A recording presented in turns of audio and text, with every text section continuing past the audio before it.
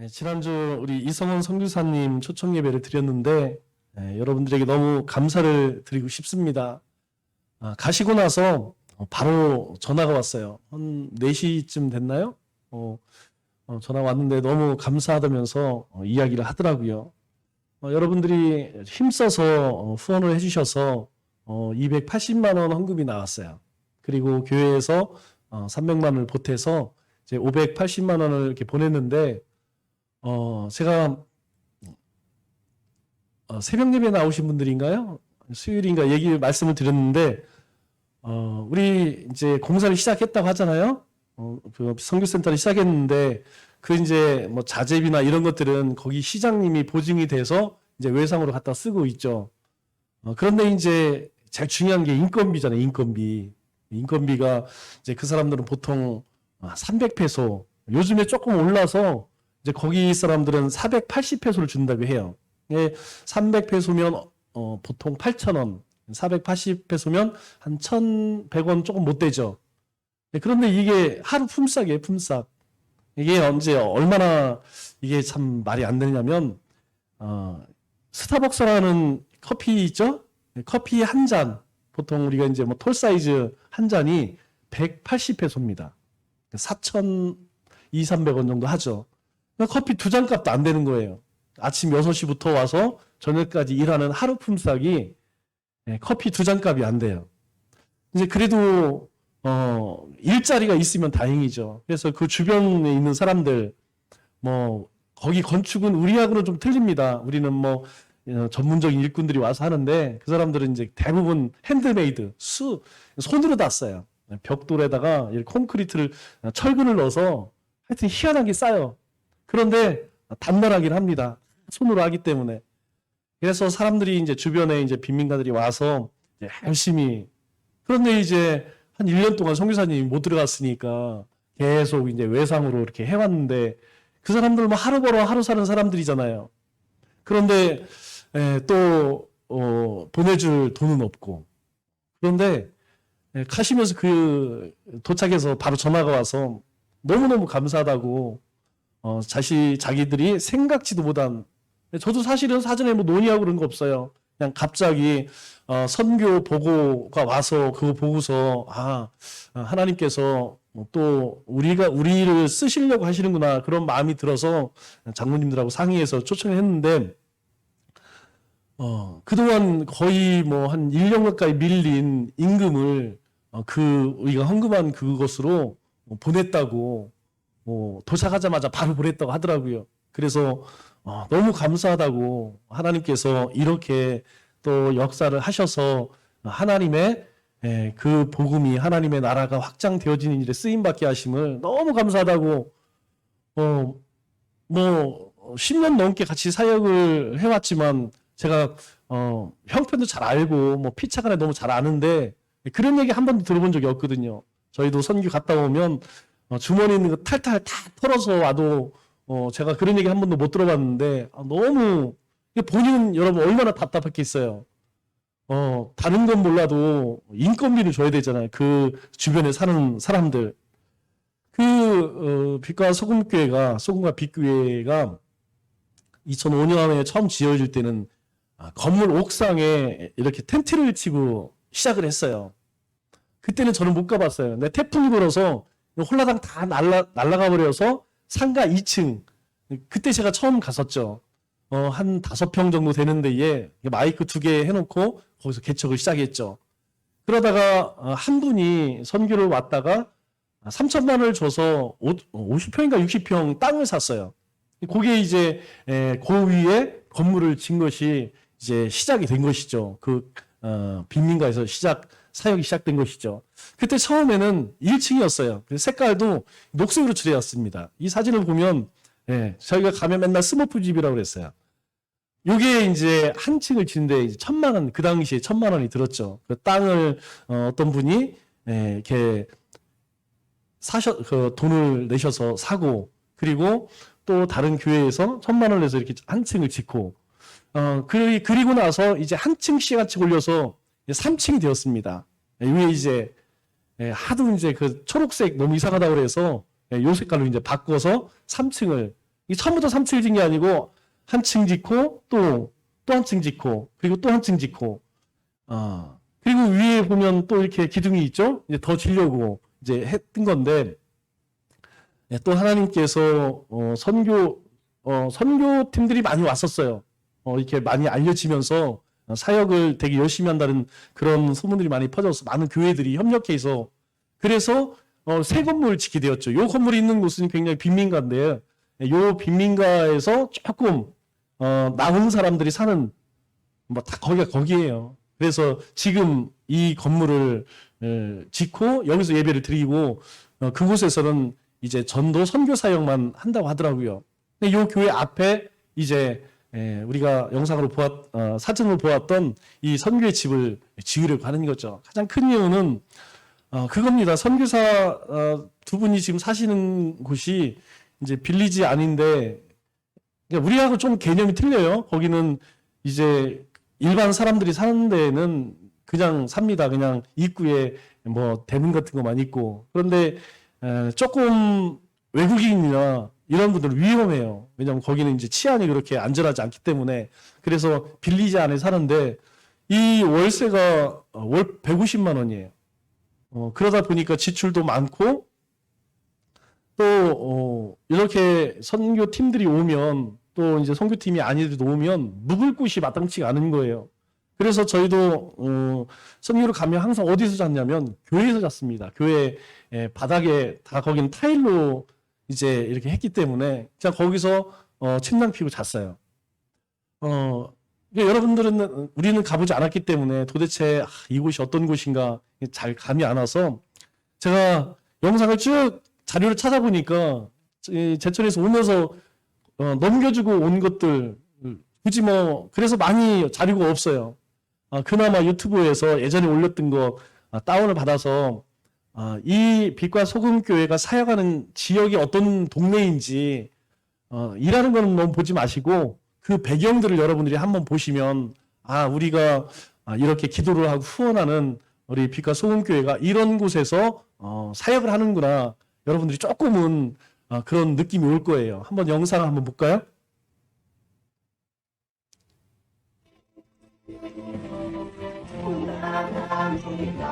이 지역이 주 사역지입니다.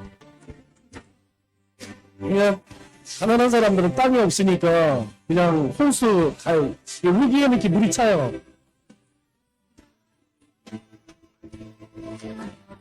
그런데 저기 오래돼서 나무가 다 삭아갖고 선크팀들이 가서 다리를 다시 놓는 배경을 한번 잘 보세요. 배경.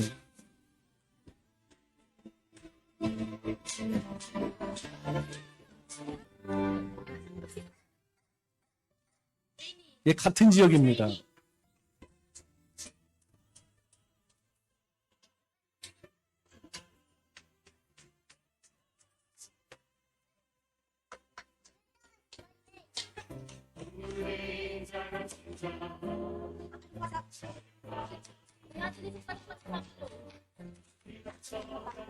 이렇게 이제 선교팀이 가면 그 교인들 가정에서 정말 어려운 가정들 이렇게 선교팀들이 직접 집을 수리를 해주고 이 동네입니다. 바로 그 앞에 동네.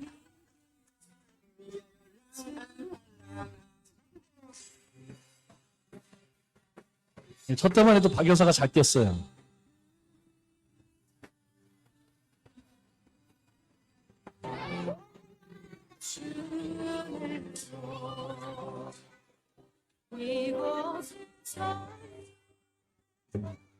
이분들이 닭죽을 되게 좋아해요. 닭죽입니다. 저 솜사탕은 기계를 여기 한국에서 가져간 거예요.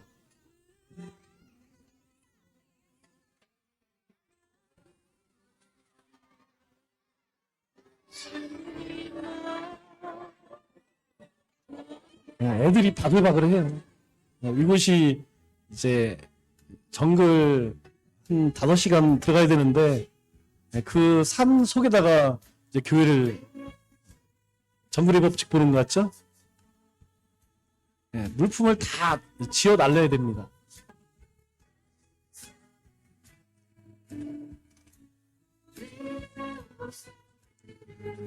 저 정글 속에다 교회를 짓는 것은 이 빛과 소금 교회의 사역지예요. 전에는 그냥 천막 치고 사람들 모아서 거기서 복음을 전하고 그랬거든요. 근데 가보니까 교회를 져야겠더라고요. 그래서 뭐 벽돌로 못 짓고 대나무로 교회를 짓는.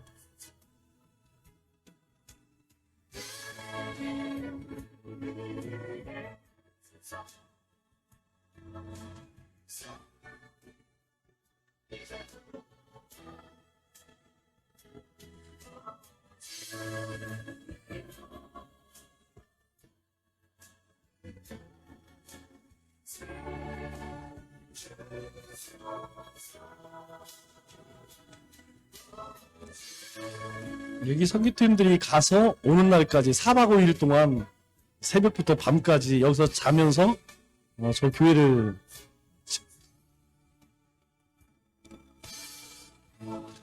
저 정글 속에서 내려올 수가 없어서 그냥 저기에다가 임시로 이렇게 해서 잘 수밖에 없었죠.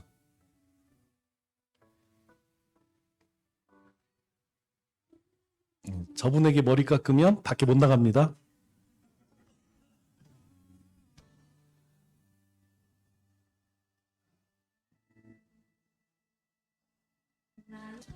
저 자재를 들고 5시간을 저 2개 들고 들어가는 거예요.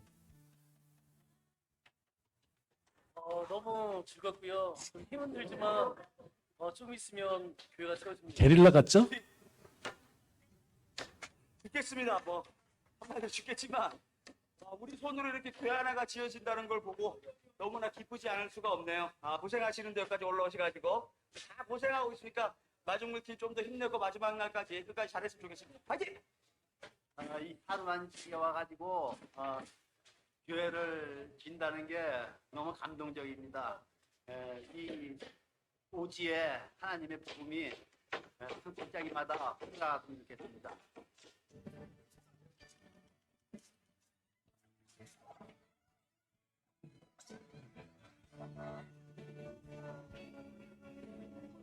팝콘입니다.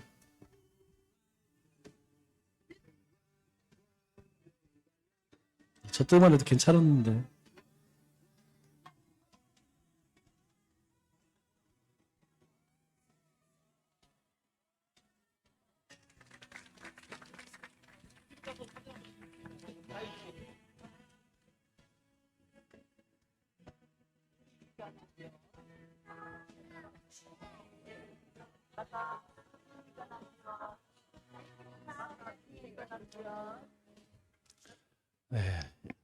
여러분들에게 이 영상을 보여주는 이유는 뭐 필리핀에 많은 선교사님들이 들어가 있죠. 그런데 모르겠어요. 다른 분들은 제가 잘 모르겠고 우리 빛과 소금 교회는 처음부터 지금까지 초심을 잃지 않고 정말 복음을 전하고 가르치고 구제하는 일에 정말 애를 씁니다. 제가 늘 가면 우리 이석원 선교사에게 하는 얘기가 다른 것이 아니에요. 초심을 잃지 마라. 아무리 힘들어도 늘 하나님이 기뻐하는 일, 그 일을 하면 하나님께서 지경을 넓히실 것이다. 힘들죠. 거기서 생활한다는 것 자체가 굉장히 힘듭니다. 그럼에도 불구하고 하나님께서 우리로 하여금 동역을 하게 하심을 참으로 감사를 드리고 또 우리 성도님들께서 힘에 붙이도록 그렇게 동참해 주셔서 너무 감사를 드립니다. 우리가 그런 말이 있어요. 계란은 스스로 알을 깨고 나오면 병아리가 되지만 남이 깨면 계란 프라이가 된다. 그런 말이 있습니다. 또 이런 속담도 있죠. 당신의 운명이 결정되는 것은 결심하는 그 순간이다. 또 성공의 반대는 실패가 아니라 도전하지 않는 것이다. 또 이런 말도 있습니다. 가장 큰 위험은 위험이 없는 삶이다. 또 세상이 불공평해서 실패하는 것이 아니다. 내가 열심히 안 해서 실패한 것이다. 우리가 어떤 일이든 어떤 삶을 살든 진리를 깨닫는 자는 하나님의 뜻을 깨닫게 됩니다. 처지와 환경이 중요한 것이 아니라는 것이죠. 가장 중요한 것은 내가 매일매일 복음의 그 진리를 깨닫느냐, 그 은혜를 누리고 있느냐, 이것이 가장 중요하다는 것이죠. 왜 그러냐면 세상의 모든 일에는 동기가 필요합니다. 여러분, 우리 아이들이 공부를 열심히 하잖아요. 왜 공부를 안 할까요? 그 머리가 나빠서 공부를 하지 않는 것이 아니고 공부해야 할 이유가 없다는 것이죠. 공부할 이유가 없는 아이에게 자꾸 공부하라. 그러면 공부하는 애도 스트레스, 시키는 사람도 스트레스예요. 대신에 좋아하는 게 있을 겁니다. 운동을 좋아하든 음악을 좋아하든 아니면 뭐 게임을 좋아하든 그러면 그걸 열심히 시키면 된다는 것이죠. 모든 사람들이 공부를 다 잘해서 다 좋은 데 가느냐? 그럴 수는 없습니다. 그래서 우리 아이들에게는, 우리 청년들에게는 비전이 중요해요. 꿈과 비전이 중요합니다. 내 인생을 무엇을 위해 살아갈 것이냐? 이 비전이 없으면 청년의 때 망하는 것이죠. 그러나 아무리 힘들지만 꿈이 있다면, 비전이 있다면 그것은 그 인생에 소망이 있는 것이죠. 우리 장년들은 왜 살죠? 삶의 동기가 뭡니까? 하나죠. 가정 때문에 아니겠습니까? 쉽게 얘기해서 처자식이죠. 우리의 가정을 지키기 위해서 정말 새벽부터 나가서 밤늦게까지 욕을 먹으면서 땀을 흘리고 열심히 사는 것이죠. 우리 노년에는 어떻습니까? 우리에게 소망이 있어요. 하나님의 나라 소망. 이것이 살아가는 삶의 동기라는 것이죠. 그러면 우리 신앙의 동기는 뭘까요? 우리가 왜 예배를 드립니까? 왜 헌신을 하고, 왜 순종을 하고, 왜 전도를 하고, 왜 선교를 합니까? 여러분, 우리에게 어떤 이유가 있어야지 예배를 드리는 것인가요? 우리가 어떤 이유가 있어야 헌신하나요? 아니죠. 그리스도인들 신앙의 동기는 하나님의 말씀에 있다는 것이죠. 그래서 우리는 아무 이유가 없지만 우리에게는 우리가 하나님의 백성이기 때문에 우리는 예배를 드리는 것입니다. 우리가 예배를 드리는 것도 마찬가지예요. 우리가 구원받은 하나님의 백성이기 때문에 우리는 하나님께 온 것을 하나님께 감사하는 것이죠. 헌신도 마찬가지고 전도도 마찬가지고 선교도 마찬가지라는 것이죠. 나는 뭐 동기부여가 안 돼서 나는 해야 할 목적을 몰라서 이게 아니라는 거예요. 우리 신앙인들의 동기는 무엇이냐? 바로 복음이라는 것이죠. 예수 그리스도입니다. 하나님의 말씀이라는 거예요. 그래서 우리는 기꺼이 기쁜 마음으로 그것들을 감당하는 것이죠. 우리는 언젠가 하나님 앞에 가서 반드시 하나님 주신 모든 것에 대해서 평가를 받을 것입니다. 그 이유는 우리의 삶의 모든 것은 어디로부터 왔죠? 하나님으로부터 왔다는 것입니다. 우리의 삶도, 우리의 시간도, 우리의 은사도, 재능도, 믿음도, 구원도 어디서 왔습니까? 여러분, 저절로 생겨난 것이 아니고 이 모든 것이 하나님으로부터 왔다는 것이죠. 그 가운데에 우리가 가장 소중하게 여겨야 할 것이 무엇일까요? 저는 시간이라고 생각합니다. 여러분, 다른 것들은 우리가 다시 노력하면 얻을 수 있어요. 그런데 시간은요, 한 번 지나면, 한 번 흘러가면 다시 얻을 수 없다는 것이죠. 그래서 시간에는 반드시 계획표가 있어야 합니다. 우리가 가계부를 쓰지 않으면 어떻습니까? 돈이 어디로 새어나가는 것을 파악을 할 수가 없어요.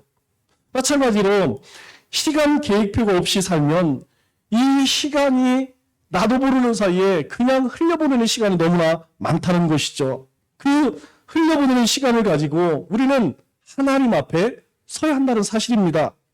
물질은 잃어버리면 다시 벌면 돼요. 그러나 시간을 한번 흘려보내면 다시 얻을 수가 없다는 것이죠.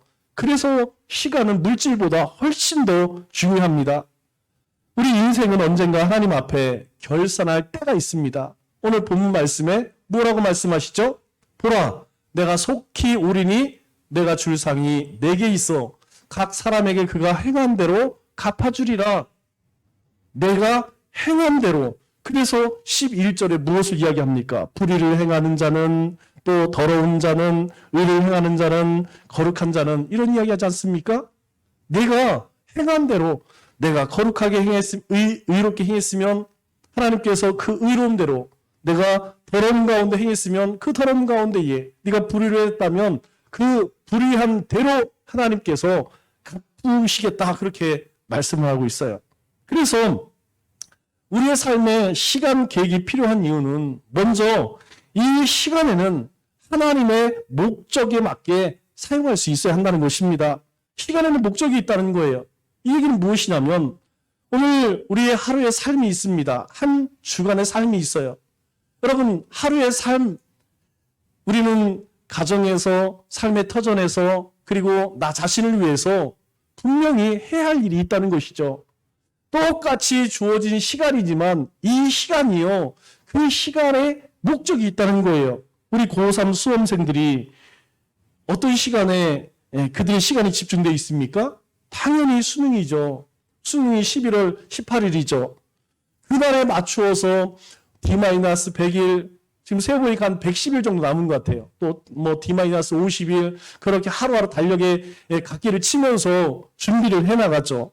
지금 고3들은 자신의 모든 시간을 어디에 맞추고 있느냐? 수능에 맞춥니다. 그래서 부족한 것을 반복하고 반복해서 준비를 해 나가죠. 여러분, 국시 준비하는 친구도 마찬가지고 취업 준비를 하는 사람도 마찬가지예요. 그 시험에 맞춰서 또 그 취업에 맞춰서 그렇게 준비를 해 나가고 있다는 것이죠. 그때가 자기들이 지금까지 공부해온 모든 것을 평가받는 날이기 때문이죠. 우리에게도 그날이 있다는 것이죠. 우리에게 그날은 언제입니까? 바로 하나님 앞에 서는 날이라는 것입니다.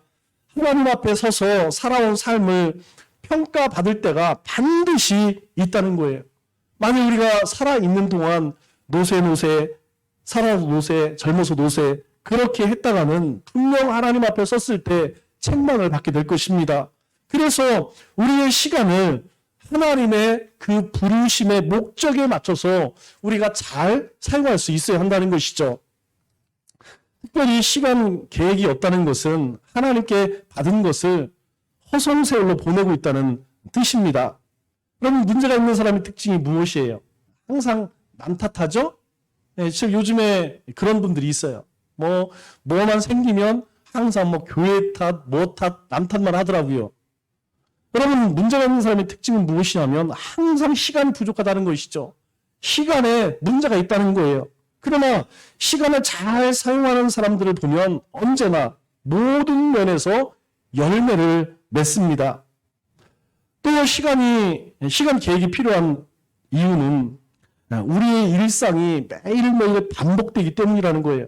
한 집사님이 그런 이야기를 해요. 전 주부인데요. 시간 계획을 짜자니 아침에 애들 학교에 보내고 또 집안 청소하고 애 키우고 이 일들이 매일 반복되는데 제가 무슨 일을 해야 할까요? 이런 이야기 하시는 분들이 참 많습니다. 그래서 같은 일을 반복하는 사람은 이 시간 계획표가 더 필요하다는 것이죠. 여러분, 주부만 그렇습니까?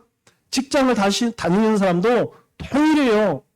여러분, 거의 하는 일이 조금씩 바꾸겠지만 하루 일과를 보면 아침에 일어나서 준비하고 출근하고 일하고 퇴근해서 여러분, 이 생활이 계속해서 반복된다니까요.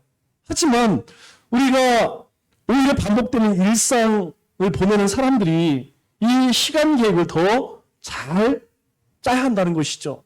시간 계획은 이렇게 반복되는 사람들에게 더 필요하다는 것입니다. 일상이 반복되는 사람일수록 시간에 우선순위를 짜고 꼭 해야 할 것을 놓치면 안 된다는 것이죠. 시간을 내서 꼭 해야 할 것들, 여러분 한번 체크해 보세요. 하루에 내가 꼭 해야 할 일을 찾아보면 가장 중요한 것이 이제 가정일이겠죠.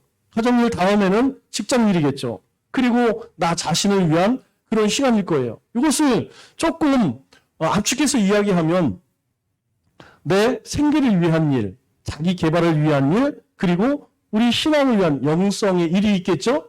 여러분, 대부분 하루의 시간을 우리가 나누면 이 셋 중에 하나입니다. 그러면 우리가 하루에 24시간인데 8시간은 직장 가서 일한다면 나머지 16시간은 나에게 주어진 시간이라는 거예요. 그 시간은 내 영성 생활에 투자할 수도 있고 자기 개발을 위해서 사용할 수도 있다는 것이죠. 우리가 매일매일 반복되는 일상을 살지만 사실은 3분의 2의 시간은 우리가 얼마든지 계획을 세워서 유용하게 활용할 수 있다는 것입니다. 또 우리가 시간 계획이 필요한 세 번째 이유는 하나님의 인도하심을 받기 위해서라는 것이죠. 우리 시편 32편 8절 말씀을 보면 이렇게 말씀합니다. 내가 내 갈 길을 가르쳐 보이고 너를 주목하여 훈계하리로다. 하나님께서 우리의 갈 길을 가르치신대요. 즉 우리가 이 땅 가운데 내 마음대로 살아가는 것 같지만 사실은 하나님께서 우리의 발걸음을 인도하시고 우리가 무엇을 해야 할지 훈계하신답니다. 이제까지 내가 내 마음대로 살아온 것 같지만 그렇지 않다는 것이에요. 우리는 커다란 하나님의 섭리 가운데 살고 있다는 것이죠. 그런데 우리가 한 가지 계획을 세우면 그 계획 가운데 하나님의 간섭이 들어오고 그 계획 가운데 하나님의 뜻을 깨닫게 된다는 것이죠. 우리가 살면서 많은 계획을 세웁니다. 그런데 아무리 철저하고 세심하게 계획을 세워도 여러분 그대로 되나요? 이제까지 제가 살아오면서 아무리 작은 일이라 할지라도 그렇게 계획한 대로 잘 안 돼요. 우리가 행사를 할 때 이제 큐시트를 짭니다. 큐시트를 짜면 조명, 음향, 그리고 진행 이런 것들을 아주 디테일하게 시간을 짜고 사람 배치를 합니다. 그런데 막상 행사를 하면요. 그대로 되는 경우가 거의 없더라고요. 1년의 삶, 한 달의 삶, 하루의 삶도 마찬가지예요. 나름대로 계획을 세우지만 그 계획대로 잘 되지 않아요. 그런데 놀라운 것은 내가 세운 계획이 어긋나면 그 속에서 하나님의 일하심을 볼 때가 있다는 거예요.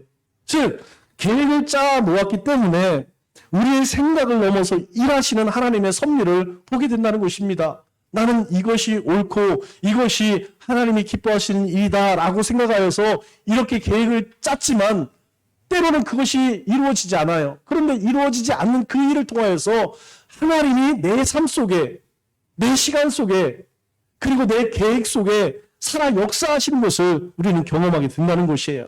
여러분, 계획을 짜면 내가 중요하게 여기는 것, 내가 붙잡고 있는 것, 그것이 분명하게 보여집니다. 여러분들이 한번 해보세요. 내 인생에서 내가 시간을 짤 때에 이 시간을 편성하는 걸 보면 내 관심이 어디에 가 있는지 금방 알게 됩니다. 이것을 보면서 우리가 한 가지 깨닫는 것이 무엇이냐면 하나님께서 나를 이렇게 이끌고 가시는구나. 하나님께서 이것을 중요하게 여기시는구나. 이것 때문에 내 신앙에, 내 삶에 이런 문제가 있구나라는 것을 우리는 알게 되죠. 하나님께서 중요하게 여기시는 것을 우리는 시간을 계획하면서 발견하게 된다는 것입니다. 예를 들자면 여러분 큐티를 하시는 분도 있고 하지 않는 분도 있어요.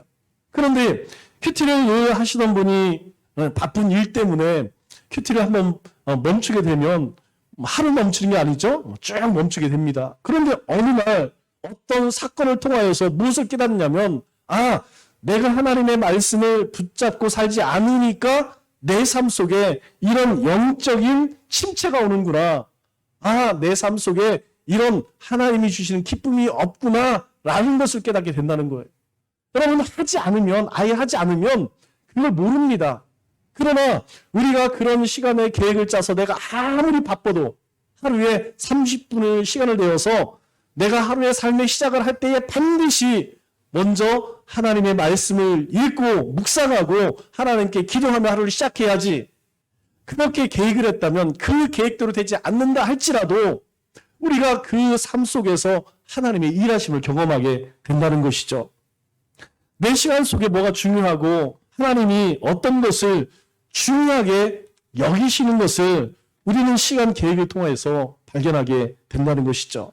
여러분, 내가 완벽한 계획을 세웠다 할지라도 하나님께서 이 계획 속에 개입하셔서 조종하시는 것을 우리는 경험합니다. 그러면 중요한 것은 계획이 있어야 한다는 것이죠. 그 계획이 있어야 하나님의 일하심, 하나님의 역사하심을 우리가 배울 수 있다는 것이죠. 그렇기 때문에 우리가 너무 계획표에 바들바들 떨 필요도 없어요. 그 계획이 틀어졌거나 못 지켰다고 해서 스트레스 받을 것도 없습니다. 왜냐하면 하나님께서는 그 틀어짐을 통해서 하나님의 일하심을 배우게 되는 것이기 때문이죠. 문제는 무엇이냐? 계획 자체가 없다면 하나님께서 나를 어떻게 조정해 나가시는지, 내 인생 속에 들어와서 어떻게 개입하시는지 조차도 알지 못한다는 거예요.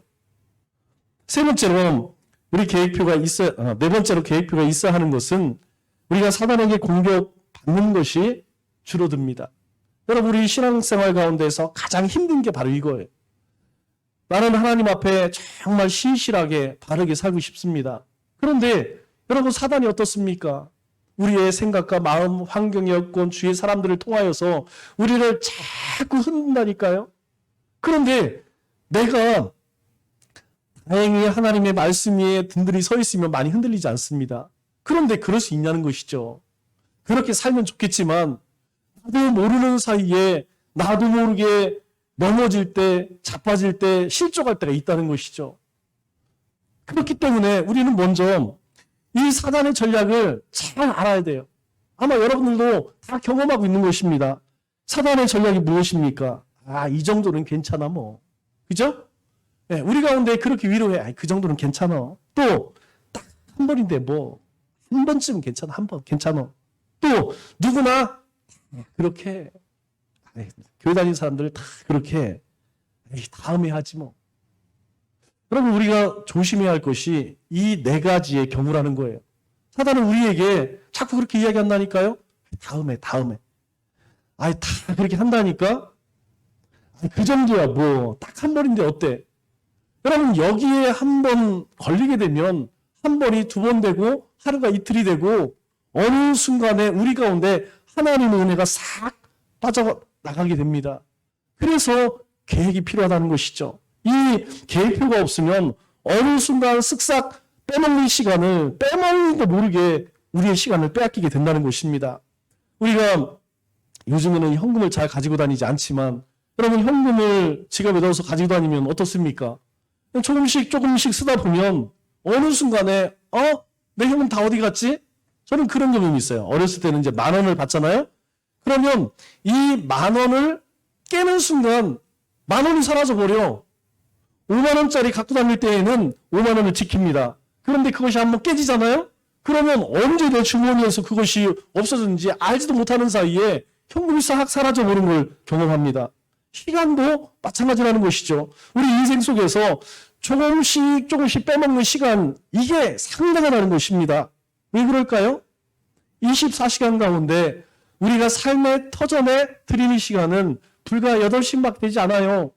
나머지 16시간은 내가 그 시간을 다스릴 수 있어야 한다는 것이죠. 그런 시간을 뭐라고 이야기하면 젖 먹는 시간이라고 이야기해요.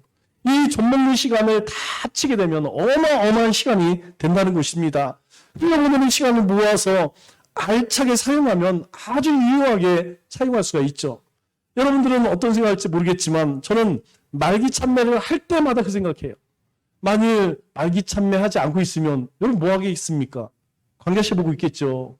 그런데 우리가 그 시간을 말기 참매하자 정했기 때문에 적어도 하시는 분들은 그 시간만큼은 알차게 보낼 수 있는 것이죠. 어떤 사람은 정말 바쁘게 살면서도 그 와중에 뭔가를 이뤄내는 사람들이 있어요. 자기 개발을 하고 또 운동을 해서 몸을 튼튼하게 하고 또 봉사를 하고 그런 일들을 해 나가는 사람이 있는 반면에 저는 너무나 바빠요. 이런 분들도 계십니다. 그런데 그분들은 대부분 그들의 눈이 어디가 있을까요? 어디가 있겠어요? TV나 인터넷이나 핸드폰에 콜을 받고 시간을 보내는 경우가 허다하다는 것이죠.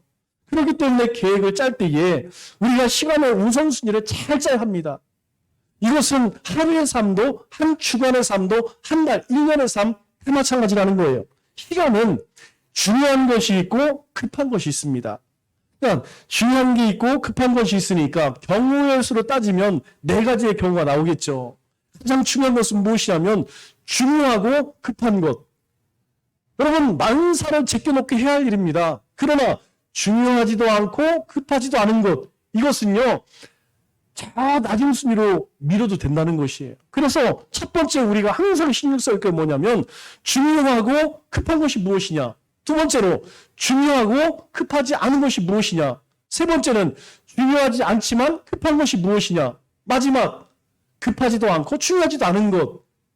우리가 이것을 잘 분별할 수 있어야 한다는 것이죠. 중요한데 급한 것은 무조건 1순위로 처리를 해야 합니다. 그것이 무엇일까요? 우리의 삶에 가장 급하고 중요한 것이 무엇입니까? 하나님과 관련된 일 아니겠어요? 신앙에 관련된 일 아니겠습니까? 우리가 하나님의 백성이잖아요. 우리는 하나님의 은혜로 구원받은 자들이잖아요. 그러니까 하나님에 관련된 일이 우리의 삶에 가장 중요하고 급한 일이라는 것이에요. 여러분이 이걸 잊어서는 안 됩니다. 우리가 말씀을 읽고 묵상하고 예배드리고 찬송하고 기도하고 이것은 2순위, 3순위로 밀 일이 아니라는 거예요.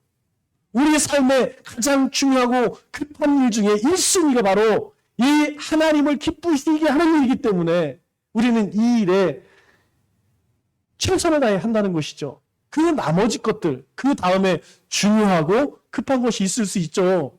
또 중요하지 않은데 급한 것도 있고 중요하지도 않고 급하지도 않은 것도 있을. 그러나 그것은 나중에 해도 큰 문제가 생기지 않습니다. 우리 신앙생활하면서 자꾸 놓치는 것이 이거예요.